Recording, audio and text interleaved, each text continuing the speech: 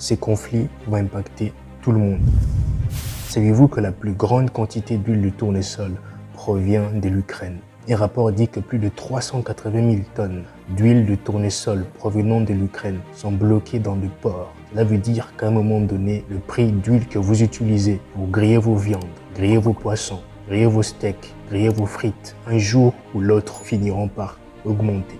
Savez-vous que plus de 40% des gaz servis en Europe provient de la Russie en passant par l'Ukraine, ce qui laisse à dire que l'Europe dépend totalement du gaz provenant de la Russie. Les États-Unis comptent donner accessibilité à leur pétrole et à leur gaz car en effet les États-Unis disposent d'une réserve stratégique de pétrole et de gaz stockés, gardés intelligemment pour être utilisés dans des temps comme celui-ci. Mais qu'en est-il de l'Europe? Restez jusqu'à la fin de la vidéo pour comprendre où est-ce que l'on va atterrir. Ces conflits a stoppé les commerces à travers les voies maritimes reliant la Russie et l'Ukraine. Savez-vous que l'Ukraine est l'un des 4 premiers exportateurs de maïs dans le monde? La Russie et l'Ukraine ensemble forment plus de 19% de production de maïs dans le monde. C'est énorme. Ce qui laisse à dire que l'exportation de produits relatifs au maïs subira aussi un impact très considérable. Avec 20% de blé produit dans le monde, la Russie est le plus grand producteur de blé, suivi de l'Ukraine avec 10% de blé dans le monde. Mais vous me direz certainement en quoi cela nous concerne-t-il?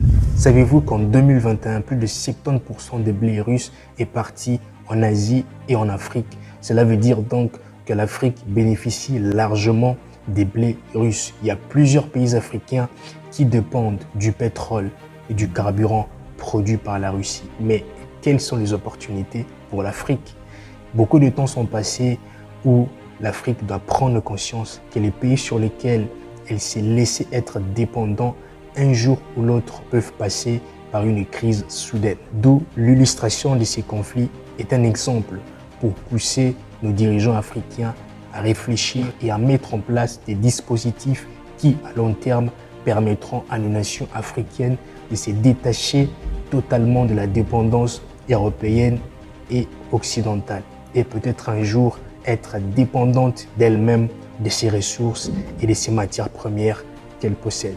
Si la vidéo vous a plu, n'hésitez surtout pas de vous abonner, d'activer la cloche des notifications pour être notifié lorsque nous avons de nouvelles vidéos sur la chaîne. Et dites-moi en commentaire quelles sont vos réflexions à ces sujets. Et quant à moi, on se revoit sur un prochain numéro. Allez, ciao, à plus.